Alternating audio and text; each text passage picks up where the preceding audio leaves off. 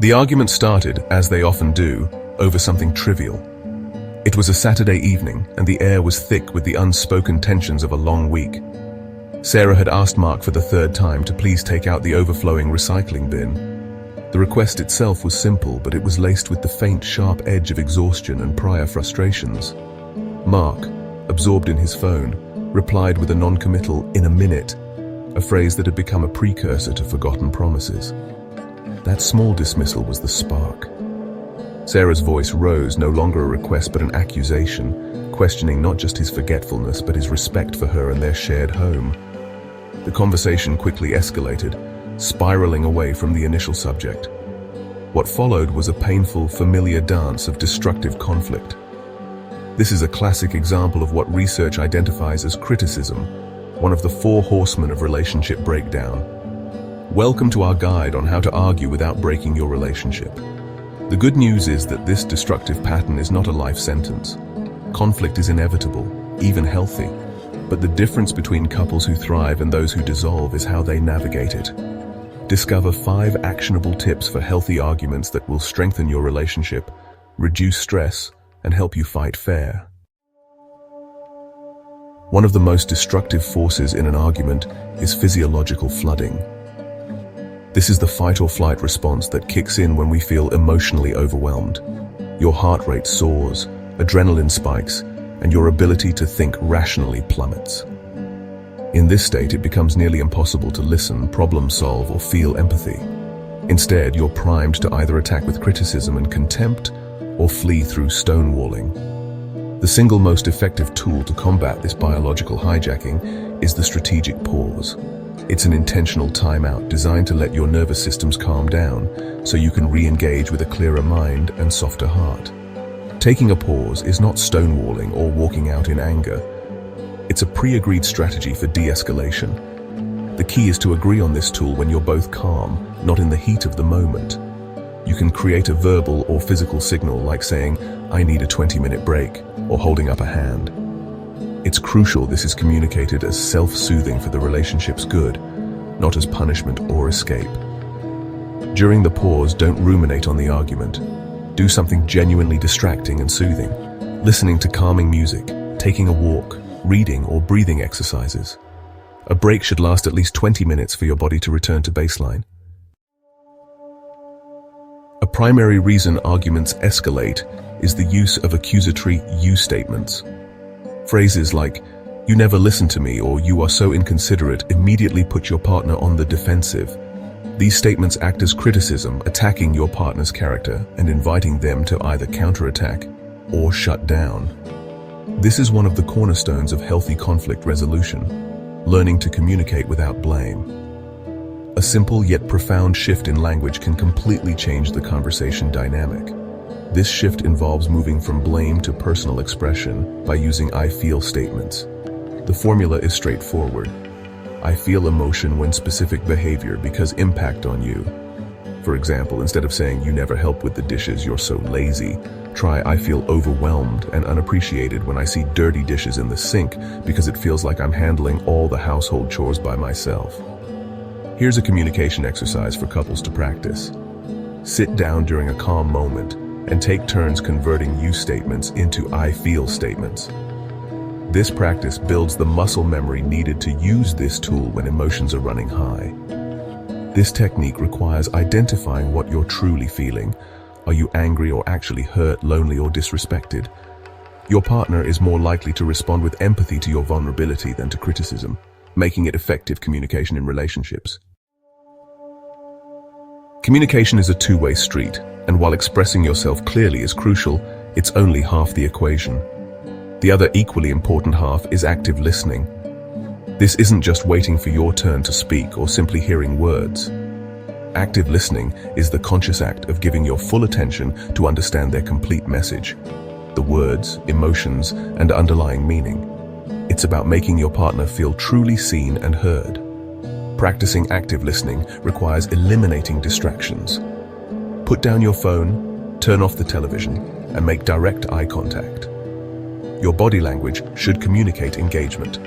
Turn toward your partner and lean in.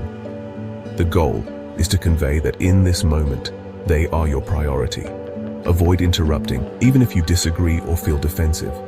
Your job as the listener is to absorb their perspective without judgment. Remember, understanding does not equal agreement. A key technique is to summarize and validate what you hear. After your partner finishes speaking, paraphrase their main points and feelings. Start with phrases like, "What I'm hearing you say is," or "It sounds like you're feeling." When you listen to understand rather than rebut, you create emotional safety.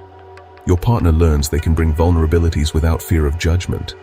This builds profound security, the bedrock of a trusting partnership and essential relationship advice for any couple. Just as sports have rules to ensure fair play and prevent injury, relationships need ground rules for disagreements. These rules aren't restrictive but protective, creating a container of safety around your conflicts. Establishing these rules must be collaborative, done during peaceful times, not mid-argument. Sit down together and discuss what behaviors feel off-limits, ensuring you're still treating each other with respect and care. One of the most important rules is banishing contemptuous behaviors. This means no name-calling, no sarcasm, no eye-rolling, no sneering, and no hostile humor. Contempt is the single greatest predictor of relationship dissolution because it communicates disgust and superiority. This rule protects the dignity of both individuals. It's a non-negotiable boundary for healthy conflict and fighting fair in a relationship.